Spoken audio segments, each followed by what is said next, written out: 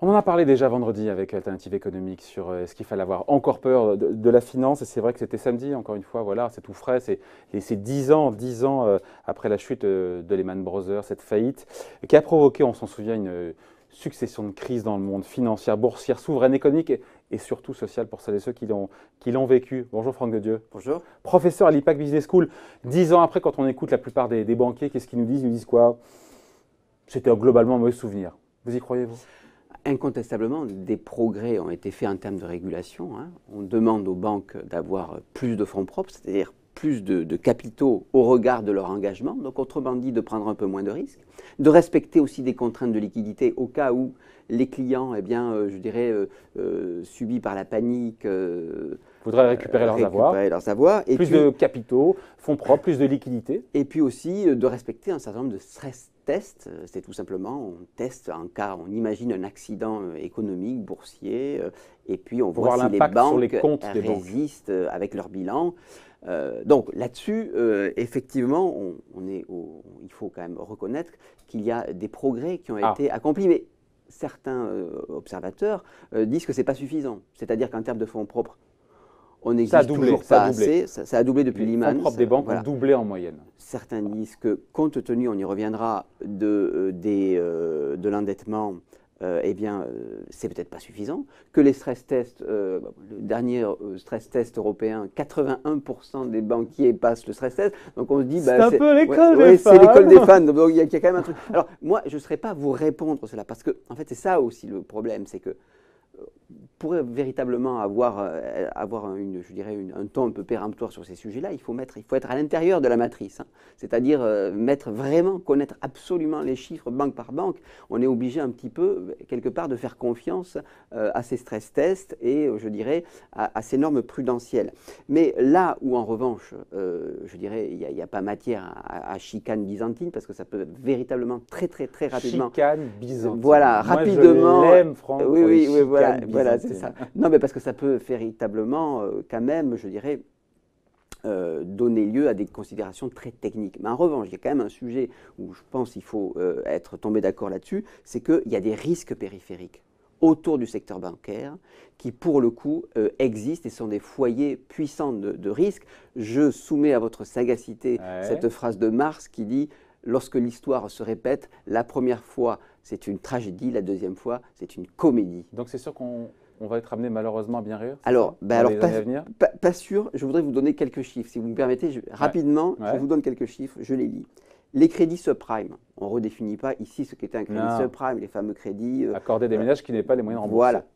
600 milliards de dollars aujourd'hui, c'est quand même un quart des… Ça pesait 8 000 milliards de dollars il y a 10 ans. C'est un quart des crédits distribués tout de même. Un quart des crédits distribués. Donc il y a toujours un peu de subprime, c'est ça, aux États-Unis.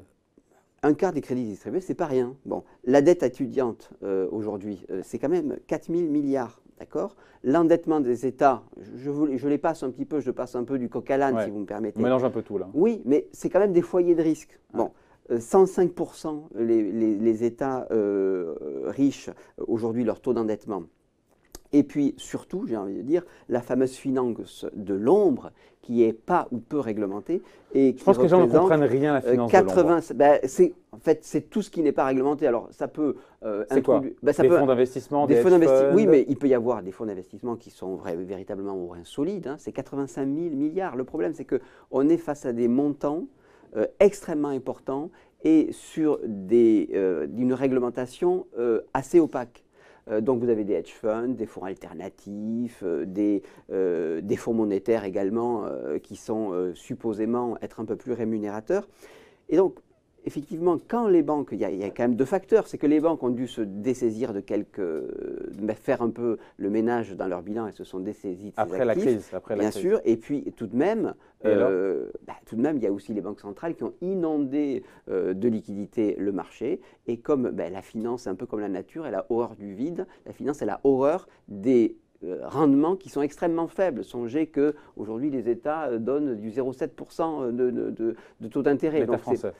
L'État français, oui. Donc, effectivement, quelque part, la tentation est grande d'aller chercher, quitte à prendre un peu de risque, un risque économique, mais peut-être plus grave encore, un risque un peu réglementaire, eh bien d'aller sur des produits un peu, je dirais, moins réglementés, quitte à avoir un peu plus un supplément de rendement. Ouais.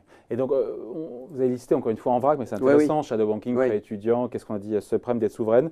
Les zones de danger, on les connaît, mais la crise, on ne la voit pas pour l'instant. Oui, alors on les connaît, et puis il faut bien l'avouer, c'est quand même pas la première fois dans l'histoire qu'il y a des foyers de risque. Il y en a toujours des foyers de risque, toujours. Même lorsqu'on est dans une période assez peu troublée. Quand ce n'est pas la géopolitique, voilà, exactement. C'est quand même facile. Je pourrais lister facilement à toutes les époques de l'histoire des foyers de risque. Le problème ici, c'est un petit peu comme dans les risques industriels. Vous apercevez quand vous avez un accident industriel, c'est qu'il y a eu concomitamment 3 problèmes. Vous voyez ?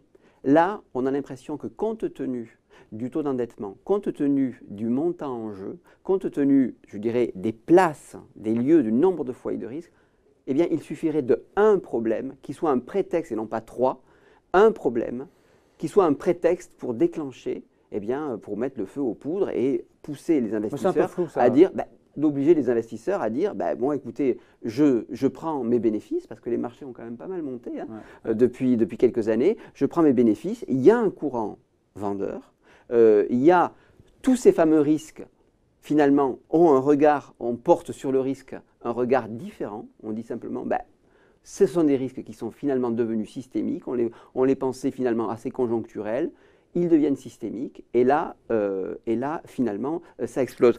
En fait, pour en revenir à cette question de la réglementation qui était votre question du départ, c'est ça. Non, et se dire, on sait qu'une prochaine crise est inévitable, elle est inhérente même au système capitaliste, mais on ne sait pas d'où, on ne sait pas quand, on ne sait pas comment, voilà. Non, mais alors, je vous ai parlé des... En fait, à partir du moment où on considère qu'il y a un acteur majeur qui devient plus solvable, c'est ça le truc.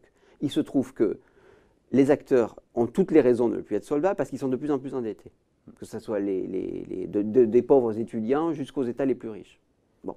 Et puis les montants sont énormes parce que pour calmer le jeu, eh bien, on a envoyé beaucoup de liquidités. Mais les banques centrales ont eu raison de le faire, sinon on aurait connu 29 empires. Mais tout à fait, bien entendu. Mais ce que je veux vous dire par là, c'est que c'est un peu ça, finalement, la morale de l'histoire, même si on l'écrit un peu par anticipation, c'est que en voulant échapper à une crise de type 29, on prépare... C'est-à-dire qu'en fait, on a réglementé, on a surréglementé, on a réglementé normalement des acteurs comme les banquiers, et paradoxalement, les produits, donc on a quand même, les espérances de gain ont été plus faibles, et bien les produits... C'est plus simple, ça.